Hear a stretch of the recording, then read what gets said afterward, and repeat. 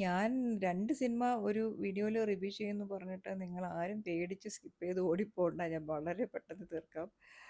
'ഹൃദയപൂർവ്വം' എന്ന് പറഞ്ഞ സിനിമ കണ്ടു കഴിഞ്ഞപ്പോഴേ എനിക്ക് പിന്നെ പണ്ട് കേൾക്കുന്ന അല്ലെങ്കിൽ എപ്പോഴും കേൾക്കുന്ന ഒരു സംഭവം ഓർമ്മ വന്നു. അതായത് എൻ്റെ വീടിൻ്റെ അടുത്താണല്ലോ സത്യനന്ദിക്കാടിൻ്റെ വീട്. ഞങ്ങൾ കോളേജിലൊക്കെ പഠിക്കുമ്പോൾ സിനിമ ഈ സത്യനന്ദിക്കാടിൻ്റെ സിനിമ റിലീസാവുന്നു എന്ന് പറയുമ്പോഴേ നമ്മൾ ടിപ്പിക്കലി അങ്ങോട്ടും ഇങ്ങോട്ടും ചോദിക്കുന്ന ഒരു ടിപ്പിക്കൽ ചോദ്യം എന്താണ്? ഇത് ടിപ്പിക്കൽ ഒരു സത്യനന്ദിക്കാട് മൂവി ആയിരുന്നോ? കാണാത്ത ആൾ കണ്ട ആളോട് ചോദിക്കും. അപ്പോൾ ഇന്നും അതേ ചോദ്യം തന്നെയാണ് ചോദിക്കുന്നതും പറയുന്നതും. അതായത് ഇതൊരു ടിപ്പിക്കൽ സത്യനന്ദിക്കാട് സിനിമ തന്നെയാണ്. ഹാർട്ട് ട്രാൻസ്പ്ലാന്റേഷൻ ഒന്നും നടന്നിട്ടില്ലെങ്കിലും സത്യനന്ദിക്കാടിൻ്റെയും മക്കളായിട്ടുള്ള അനൂപ് സത്യൻ്റെയും അഖിൽ സത്യൻ്റെയും ഹൃദയങ്ങൾ ഒന്ന് തന്നെയാണ്. സിനിമ എടുക്കുമ്പോൾ ഒരേ ടെംപ്ലേറ്റാണ്, ഒരേ രീതിയിലുള്ള ക്യാരക്ടർ സ്കെച്ചാണ്. അപ്പോൾ ഇതിലെന്താണ് വ്യത്യാസം വന്നിട്ടുള്ളതെന്ന് ചോദിച്ചു കഴിഞ്ഞാൽ ലൊക്കേഷൻ പൂനെയിലേക്ക് മാറ്റിയിട്ടുണ്ട്. അപ്പോൾ നാട്ടുമ്പുറത്തെ കഥാപാത്രങ്ങൾ ഒന്ന് മാറിയിട്ടുണ്ട്. ക്ലൗഡ് കിച്ചൺ നടത്തുന്ന സന്ദീപിൻ്റെ പിന്നെ അവിടുത്തെ കിച്ചണിലെ കുറച്ച് യങ്സ്റ്റേഴ്സും കുറച്ച് ഒരു ചേച്ചിയുണ്ട്. അങ്ങനെ ഒരു ഒരു ഒരു ചെറിയ ഒരു ക്യാരക്ടേഴ്സ് ഒരു വേൾഡാണ് ക്രിയേറ്റ് ചെയ്തിരിക്കുന്നത്. അതിനപ്പുറത്ത് പൂനെയിൽ പോയതുകൊണ്ട് തന്നെ അവിടുത്തെ വീട്ടിലെ 2 സ്ത്രീകൾ, അതായത് ഈ ഹാർട്ട് പിന്നെ സന്ദീപിന് കിട്ടുന്നത് ഈ ഹരിത എന്ന് പറയുന്ന മാളവിക മോഹൻ ചെയ്യുന്ന ക്യാരക്ടറിൻ്റെ അച്ഛൻ്റെ ഹാർട്ടാണ്. അപ്പോൾ ആളുടെ ഭാര്യയുണ്ട്, സംഗീത വരുന്നു. ഈ 2 സ്ത്രീകളും അപ്പോൾ കുറച്ച് പ്രോഗ്രസീവാണ്, കുറച്ച് അറ്റയറിലും കാര്യങ്ങളിലൊക്കെ കുറച്ച് വ്യത്യാസം വരുത്തിയിട്ടുണ്ട്. അല്ലാതെ ഇത് കഴിഞ്ഞ് അങ്ങോട്ട് ഈ സിനിമ മുന്നോട്ട് പോകുമ്പോൾ ഈ ഹാർട്ട് തന്ന ആളുടെ ഫാമിലിയുമായിട്ട് സന്ദീപിന് വരുന്ന ആ അറ്റാച്ച്മെൻറ്റും പിന്നീട് അങ്ങോട്ട് ഈ സിനിമ പോകുന്ന ട്രാക്കും പ്രത്യേകിച്ച് യാതൊരു ഫ്രഷ്നെസ്സും കൊണ്ടുവരുന്നൊരു സംഭവമല്ല. ഓക്കെ, ടിപ്പിക്കൽ സത്യനന്ദിക്കാട് സിനിമകളിലെ സീനുകളിൽ നിന്ന് കുറച്ചൊന്ന് മാറ്റി പിടിച്ചിട്ടുണ്ട്. പക്ഷേ എന്താ പറയുക, സംഭവം മറ്റേ വീഞ്ഞ് പഴയത് എന്ന് പറഞ്ഞ സംഭവം ഉണ്ടല്ലോ, അതൊക്കെ തന്നെയാണ്. അങ്ങനെ ഒരു റിഫ്രഷിംഗ് ആയിട്ട് ഒരു സംഭവം ഞാൻ ഈ സിനിമയിൽ കണ്ടില്ല. എനിക്ക് തുടരുമെന്ന് പറഞ്ഞ സിനിമ കണ്ടപ്പോൾ മോഹൻലാലിനോട് തോന്നിയൊരു സ്നേഹം ഈ സിനിമ കണ്ടപ്പോൾ കിട്ടിയില്ല. എന്താണെന്ന് എനിക്കറിയില്ല. കാരണം അത് എന്തെങ്കിലും അതിൽ ഈ ഈ ക്യാരക്ടറിൽ മോഹൻലാലിന് എന്തെങ്കിലും ചെയ്യാനുള്ള ഉണ്ടോ എന്ന് ചോദിച്ചു കഴിഞ്ഞാൽ എനിക്കൊന്നും ഫീൽ ചെയ്തില്ല. പിന്നെ അതുപോലെ തന്നെ ഇതിൽ മോഹൻലാൽ സംഗീത് പ്രതാപ്, അങ്ങനെ ഇവർ രണ്ടുപേരുടെയും കോംബോ, ജെറി എന്ന് പറഞ്ഞ ക്യാരക്ടറാണ് ചെയ്യുന്നത് സംഗീത്. അപ്പോൾ കോംബോ വർക്ക് ചെയ്തിട്ടുണ്ട്. സംഗീതിൻ്റെ ഒരു പ്രത്യേകതയായിട്ട് എനിക്ക് തോന്നിയത് വളരെ സട്ടിലായിട്ട് ആള് ഒരു ഡയലോഗ് പാറ്റേണിൽ കോമഡി നമുക്ക് ഫീൽ ചെയ്യും. ആ കോമഡിയുടെ ഒരു ടൈമിംഗ് നമുക്ക് കിട്ടുന്നുണ്ട്. അത് മോഹൻലാലുമായിട്ടുള്ള കോംബോയിൽ വർക്ക് ചെയ്തിട്ടുണ്ട്. പിന്നെ ഇതിൽ നിഷാനൊക്കെ കൊണ്ടുവന്നിട്ടുണ്ട്. ആ ഒരു ഒരു സബ്പ്ലോട്ടൊക്കെ സിനിമയിൽ എന്തെങ്കിലും ഉപകാരമുള്ള കാര്യമാണെന്ന് ചോദിച്ചാൽ എനിക്ക് ഒന്നും തോന്നിയില്ല. മാളവിക മോഹന് വളരെ എക്സ്റ്റെൻസീവ് ആയിട്ടുള്ള ഒരു റോള് മോഹൻലാലിൻ്റെ കൂടെ കിട്ടി എന്നുള്ളത് ഈ സിനിമയുടെ പ്രത്യേകതയാണ്.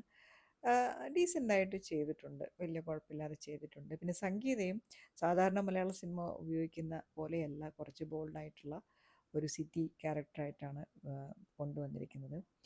ഇതിനൊക്കെ അപ്പുറം ഈ സിനിമയിൽ എന്താണ് ഉള്ളതെന്ന് ചോദിച്ചു കഴിഞ്ഞാൽ അവസാനത്തെ ഷോട്ടിൽ ഒരു ക്യാമിയോ ഉണ്ട്. പ്രത്യേകിച്ച് എന്തെങ്കിലും കാര്യമുണ്ടോ എന്നെനിക്കറിയില്ല. അല്ലാതെ ഇതിൽ കുറച്ച് ടിപ്പിക്കൽ സത്യനന്ദിക്കാട് സിനിമകളിൽ മറ്റേ സ്നേഹത്തിൻ്റെ സ്പർശമല്ലാതെ ഇതിൽ ഞാനൊന്നും കണ്ടില്ല. അപ്പോൾ നമുക്ക് രണ്ടാമത്തെ സിനിമയിലേക്ക് പോവാം.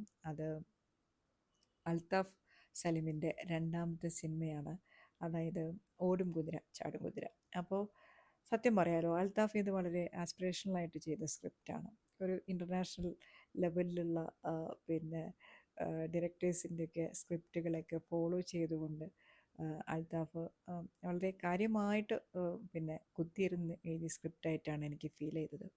പക്ഷേ എന്താ ചെയ്യാന്ന് വെച്ചാൽ, ശരിക്കും പറഞ്ഞാൽ ഇതിൻ്റെ ഈ സ്ക്രിപ്റ്റിൻ്റെ നറേഷൻ കേട്ടപ്പോൾ ഫഹദിനൊക്കെ ശരിക്കും വളരെ ഡിഫറെൻ്റ് ആയിട്ടുള്ള യുണീക്കായിട്ടുള്ള ഒരു സ്ക്രിപ്റ്റ് എന്ന് തോന്നാനുള്ള എല്ലാ സാധ്യതയുണ്ട്. കാരണം സ്ക്രിപ്റ്റിൻ്റെ ലൈൻസിലും സ്ക്രിപ്റ്റ് പോകുന്നൊരു പോക്കിലൊക്കെ ഹ്യൂമറൊക്കെ ഉണ്ട്. ഹ്യൂമർ മാത്രമല്ല, ഇതിൽ ഈ ഓടും കുതിര ചാടും കുതിര എന്ന് പറഞ്ഞ ഈ ഒരു ആസ്പെക്റ്റ് വരുന്നത് അറിയാലോ.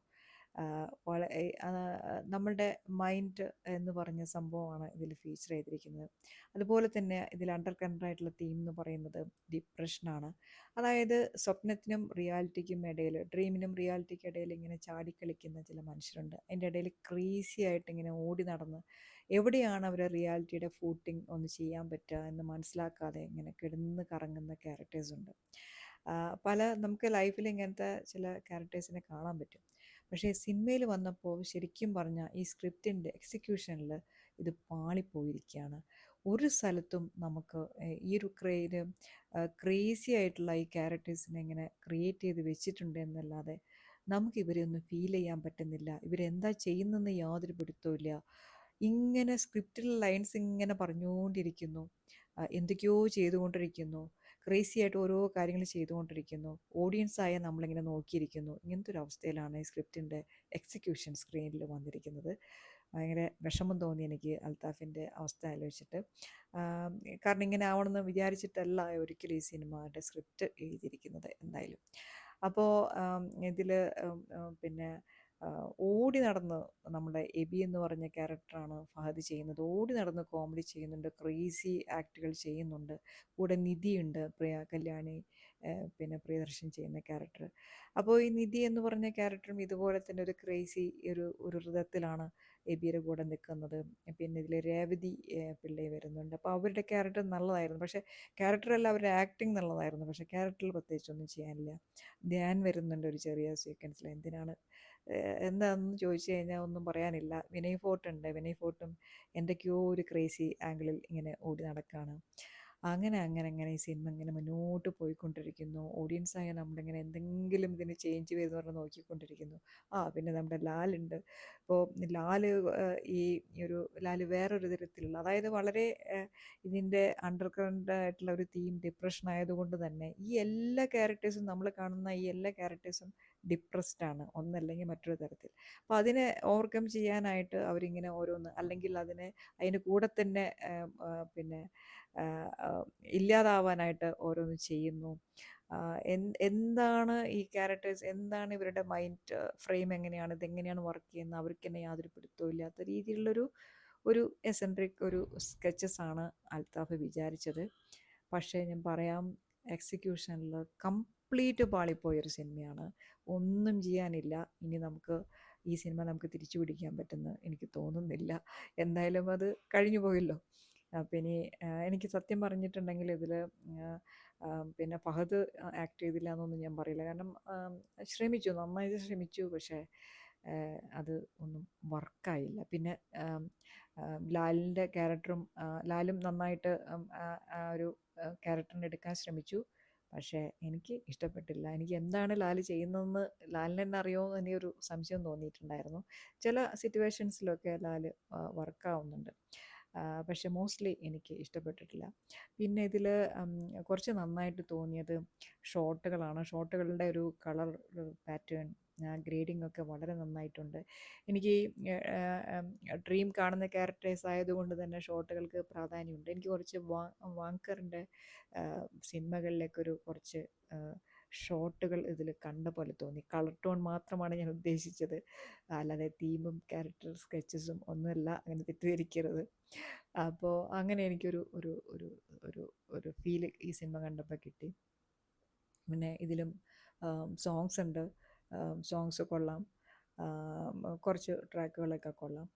അങ്ങനെ ക്യാരക്ടേഴ്സ് ഇഷ്ടം പോലെ ഇങ്ങനെ ഓടി നടന്ന് തളർന്ന് അവസാനം അവരും തളരുന്നു, ഓഡിയൻസായ നമ്മളും തളരുന്നു. അങ്ങനത്തെ ഒരു അവസ്ഥയിലാണ് ഈ സിനിമയുടെ ഒരു എക്സിക്യൂഷൻ ഉണ്ടായിരിക്കുന്നത്. അപ്പോൾ ഈ സിനിമ ഓടാൻ ഒരു സാധ്യതയും ഞാൻ കാണുന്നില്ല. അപ്പോൾ ഈ രണ്ട് സിനിമകളുടെയും റിവ്യൂ ഇത്രയേ ഉള്ളൂ. അപ്പോൾ ഞാൻ ഹൃദയപൂർവ്വത്തിൽ ശരിക്കും പറഞ്ഞാൽ ജസ്റ്റിനെയും പറയാൻ വിട്ടുപോയി. ജസ്റ്റിൻ്റെ സോങ്ങുകൾ, കുറേ ഫീൽ ഗുഡ്, സിനിമയിലെ കുറേ ഫീൽ ഗുഡ് ട്രാക്കുകൾ ഉണ്ടായിരുന്നു. കുറച്ചൊക്കെ നല്ലതായിരുന്നു. കുറച്ച് ഓവർലോഡാണ് പാട്ടുകൾ. ഇത്രയൊക്കെ പറയാനുള്ളൂ ഈ രണ്ട് സിനിമകളെ കുറിച്ചിട്ടും. അപ്പോൾ thank you so much for watching.